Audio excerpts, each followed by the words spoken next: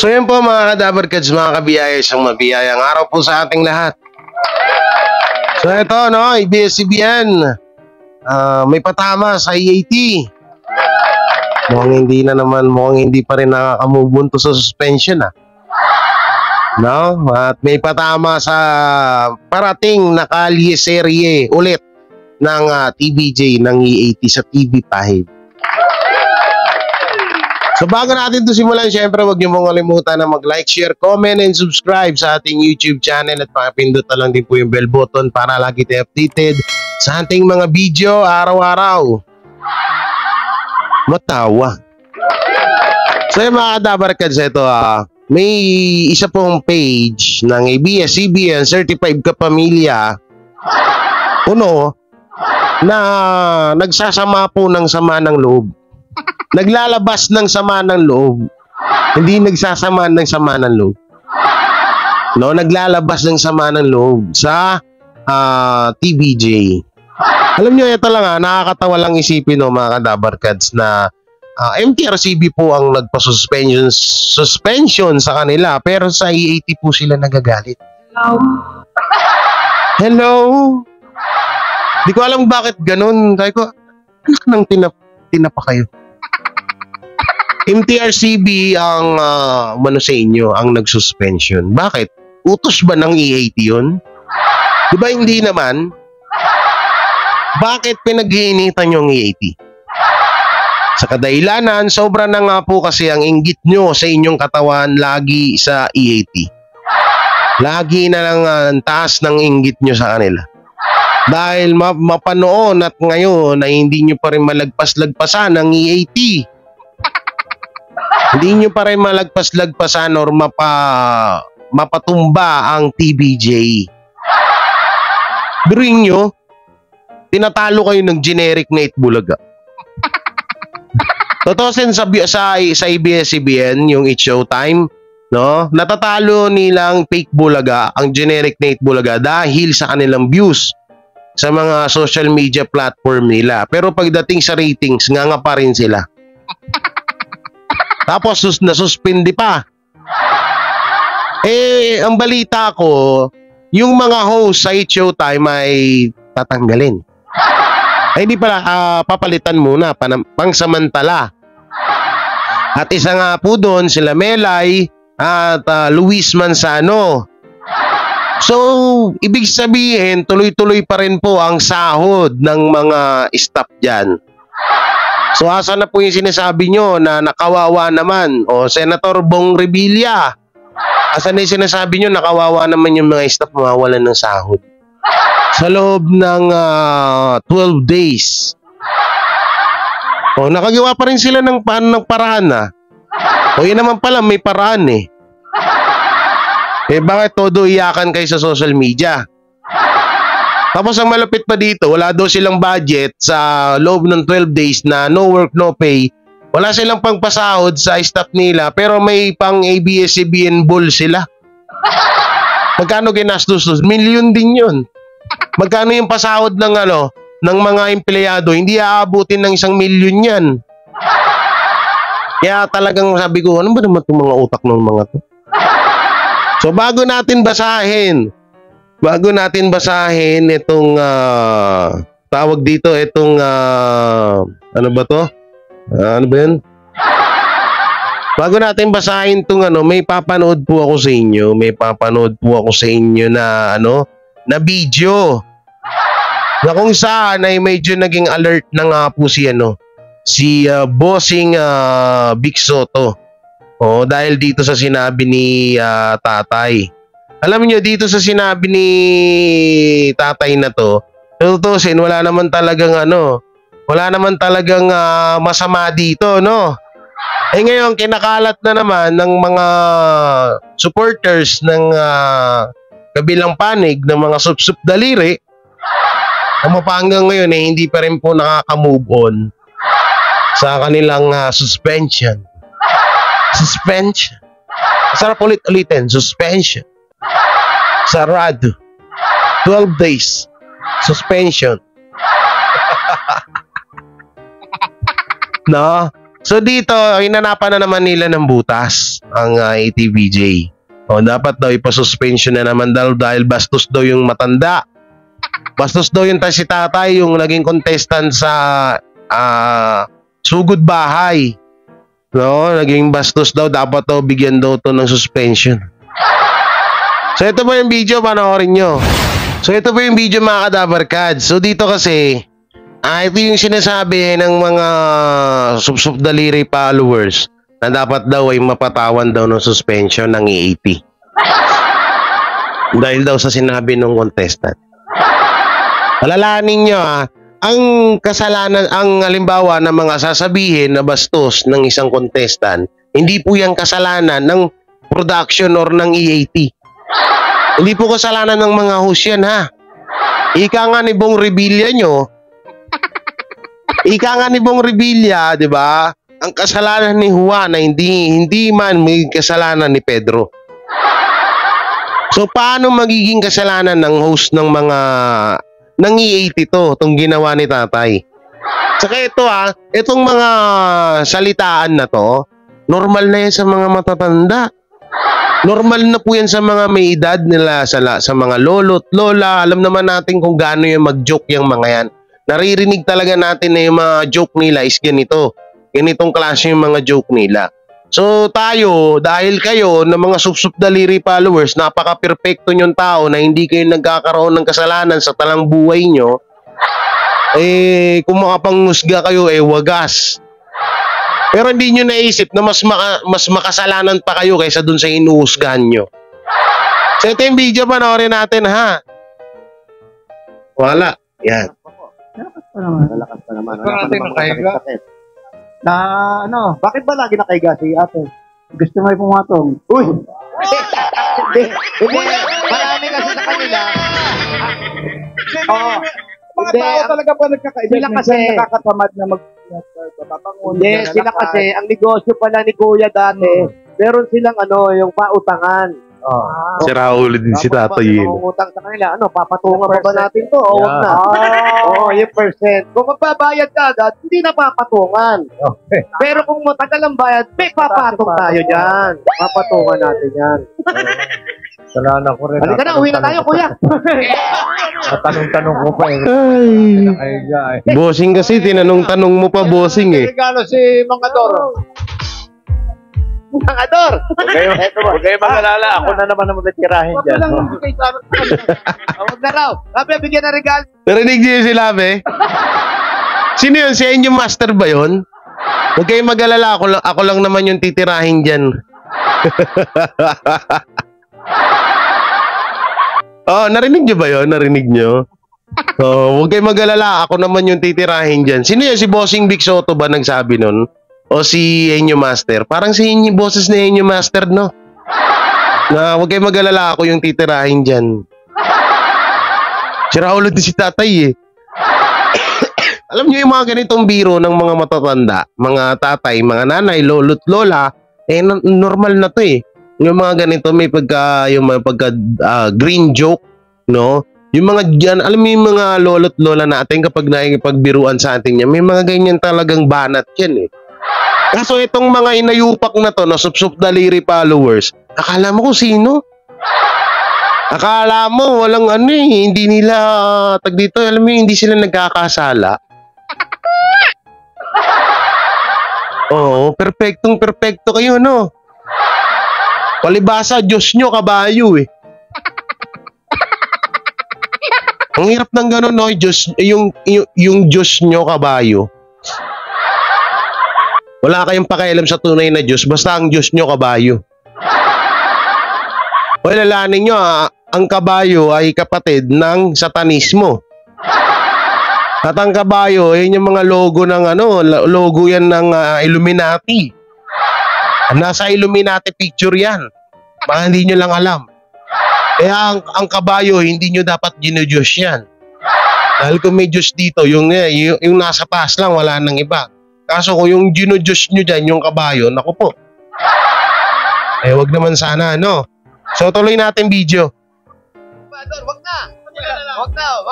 Wag na ibigay sa kanila. Sa akin na lang. Sa inyo po talaga ito po. Ito po regalo natin. Galing sa Hanabishi Appliances. Meron kang oven toaster. Meron, ayan, oven toaster po. Ito po, gas stove. At meron kang portable air conditioner.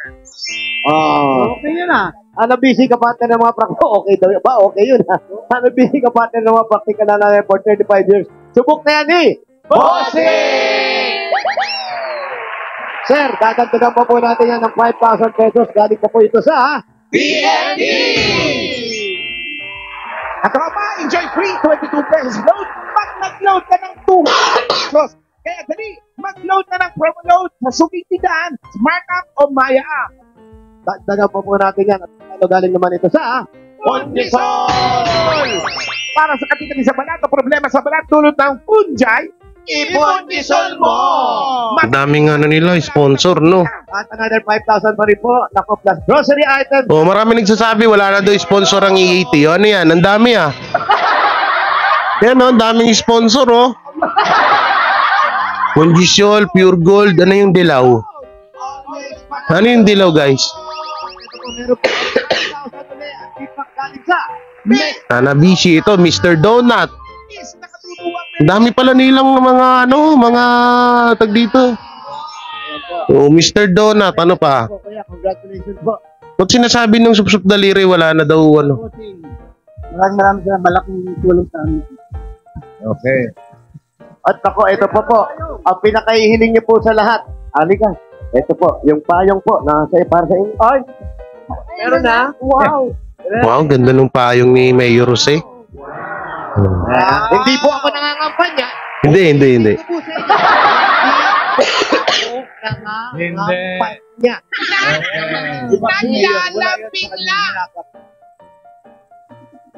Ano yun, dinikit yung sticker niya dun. Salamat sa inyo. Wala pong ano man. Salamat din po sa Kasi inyo yung sa pagsisilbi nyo sa bayan. Mayor, yung nabanggit ni Kuya kanina, wag nyo naman bigyan ng Malaysia. At ito Tama. Thank you. kwento-kwentuhan lang. Oo, biro-biroan lang yan. Baka na naman bigyan nyo na naman ng ibang ibig sabihin, bigyan ng Malaysia. Wala po yun. Okay? At dahil doon, mga Dor, sige po, maraming salamat po. At tanggapin niyo po. Naintindihan namin lang. Tanggapin niyo po ang regalo na 50,000 pesos.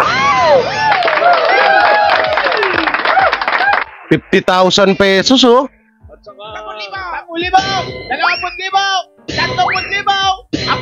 Grabe, 50,000 pesos. Jackpot si tatay. Jackpot na, viral pa. At tignan niyo yung gagawin dito ni Jose Manalo dun sa matanda. Nakakatawa, no?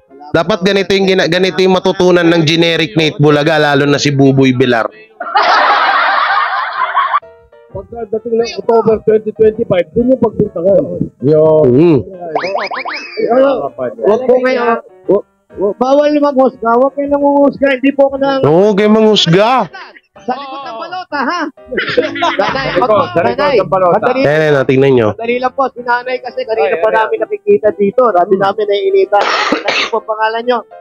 Elia Rojas. Nelia, kayo po ba yung asawa ni Mang Ador? Ha? Kuya, kapatid yan ni Cristo. Ah, nagkikristo po. Ah, ano yun, yung parang Ah, talaga. Semana Santa. Pag-Holy Week. Nag-Holy Week. Saan po nagkikristo? Yung ano? Sinakulong lakad. Ah, nagsisinakulong pala. So yun, hindi na natin na tapusin yung video mga Kadabarkads at narinig nyo na rin naman. Alam nyo para sa akin, kasi iniisip kasi ng mga sup-sup daliri followers, sabi daw ito, hindi na naman to papansinin ni Lala Soto. Hindi na naman daw papansinin ng MTRCB. Paano hindi papansinin? Una, hindi naman yung host yung nagsalita ng bastos. No, hindi naman eto aminado po ako doon. Bastos po yung joke ni tatay na yun. Pero ito na lang, isipin natin maigi. Paano mapapatawa ng suspension or paano magkaka-violation ng show ng E80 ay hindi naman sila yung gumawa ng kabastusan. Una, hindi naman nila kontrol yung utak ng contestant. Isipin nyo mabuti yun, ha? Mga, ay, naku, ayoko magmura. Yung mga tolongges na vlogger dyan at tolongges na supporters ng It's Showtime, napilit na gustong ibaon ng TVJ pero ang nangyayari sila ang nababaon. Ibaon nyo pa. Alam nyo, kada hatak nyo sa TVJ pababa, lalong inaangat sila. Di totoo yan. Habang mentras na sinisiraan nyo ang TVJ at lalo nyong hinihila pababa o inahatak nyo pababa, lalong umaangat sila. Ayun yung masakit sa katotohanan at hindi nyo natatanggap sa sarili nyo na bakit ganun. Sandamakmak na yung paninira na ginagawa natin sa TVJ, sa Tito Vic and Joey, pero ba't ganun, namamayagpag pa rin sila? Ayun yung hindi nyo kayang gawin eh. Na kahit anong paninirang ibato ng mga tao sa inyo, no, kayo naman, sagot kayo ng sagot, durog naman kayo ng durog. Ang TVJ, kahit binabato ng samot-saring issue, unang-una, wala silang pakialam. Wala silang pakialam. No? At wala rin kayong pake. Wala silang pakialam, pero tignan nyo nangyayari sa kanila. Lalo silang umaangat, dumadami yung mga ads, yung mga advertise, yung mga sponsor. Ubo muna ako. No? Well, lalong dumadami yung mga nagtitiwala sa kanila na mga advertisement, di ba? Eh sa It's Showtime meron ba? Nga, di ba? Sa tawag dito, sa kada bunganga nyo, sa kada hatak nyo, at kung ano-ano pinagsasabi nyo sa TVJ, tingnan nyo nangyayari sa noontime show nyo kay Nakarma. So yan, mapunta tayo dito sa pinaka last topic natin na kung saan ay itong ABS-CBN nga po ay may banat sa sa T2B, sa GM, sa CEAT. No, at medyo masagwa po yung kanyang pagkakasabi ho dito na parang hindi niya nga daw masikmura itong EAT. So ito sabi niya, makikita niyo dyan sa screen, sabi ng certified ka pamilya, certified ka ba talaga? Kesa sikmurain ng kachipang noontime show na ito, manonood na lang tayo ng temporary noontime show na It's Your Lucky Day. Simula October 14, 2023, 12 noon. Kalang, 12 noon, ano na to? Ito nasa baba, oh. Kalang mo, baba mo. O, ikalang nyo daw ang baba nyo. So dito, pinotakti po sila dito ng mga TVJ supporters. Sabi naman dito, ni Ma'am Peli R. Rivera, pinanood mo din eh, kasi update ka sa family ni Ellen. Tama. Super saya kaya pagdating ni Lola Belen kahapon, sobrang nakakatuwa. Manood ka na lang kung saan nyo gusto need ng siraan ng ibang mga noontime show. Alam nyo to, itong certified kapamilya, may ano po ito na 200k followers. Sinasayang no. Tapos ganito ugali mo. Kapakabastos mo. So dito pinutakti po sila, no? Pinutakti po sila ng TVJ supporters ng legit Dabber Cards. No, dahil dito sa post ng certified kapamilya na to na chip daw, chipang. Chip, paano magiging chip? Eh kung chip pala paano? Alam ng teteng. Paano magiging chip? Isipin niya, Aldab, Kaliserie. Alam ko Kaliserie na to eh. No, ito yung part 2. Kung chip pala ang EAT, bakit nagkaroon ng ratings na history sa lahat ng noontime show? Chip pala eh. Ba't ang dami nanonood? Ba't ang ratings nila ay pataas ng pataas? So, ibig sabihin lahat ng Pilipino, chip. Chip pala yung 30, pinakamababa, 30,000 viewers sa live stream ng TVJ. Chip pala yun. So, ibig sabihin, hindi pala cheap yung 6,000 na nanonood sa live ng It's Showtime. So, lahat pala ng mga 30 na tao na nanonood na minsan umaabot ng 100K na tao na nanonood sa EAT, ay puro cheap pala yon. Alam nyo, eto kasi kinakabahan. Kinakabahan sila sa darating na Kalye Serye Part 2. Nagagampanan nila Wally Bayola, Alan Kay, ito pa nga may Ellen si Yaya. Sino kaya to? Malamang si Yaya Dab to. No? Ellen's sister. O baka si ano na to, si Paulo. Ngayon, sino si Ellen? Oh, si Daddy, si Papa Ethan.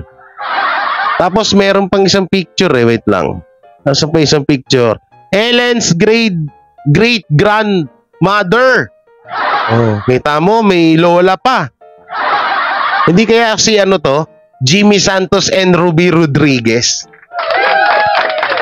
Ay, nakakuha sila. Nakaano sila ng ano. Dapat pala hindi ko muna sinabi. Hindi kaya yung lolo't lola or lola ni Ellen ay si Jimmy Santos or si Ruby Rodriguez. Alam nyo, masyado na silang ang aga pa ha, wag muna kayong magpanik. Nagpapanik na agad kayo eh. Alam na naman kasi nila na matatabunan na naman po ang noontime show nila kahit na bumalik yan sa loob ng 12-day suspension yung It's Showtime nyo, no? Pagbalik niya, namamayagpag na naman ulit ang EAT.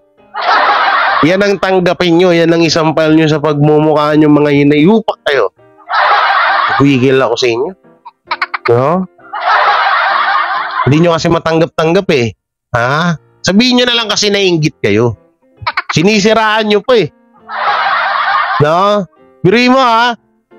First time in history sa buong mundo yung nangyaring ratings or impact sa mga tao, impact sa mga manonood nung Aldab, panakapanahunan ng Aldab noon. Lalo na yung nagkita si Maine Mendoza at Alden Richard. Diba? Ilan yung ratings noon na mapahanggang ngayon, hindi nyo pa rin ma-bit yun. Hindi nyo pa rin maangatan.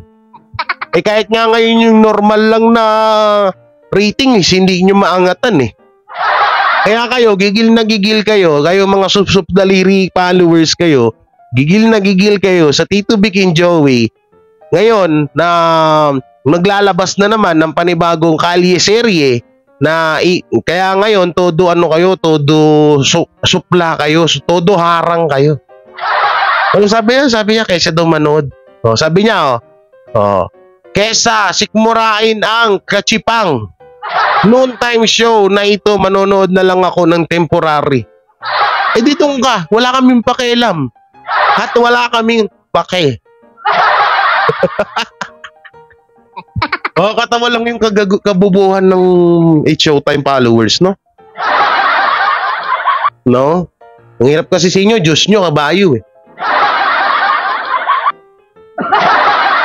Gusto ko makita noontime show, ang Diyos kabayo.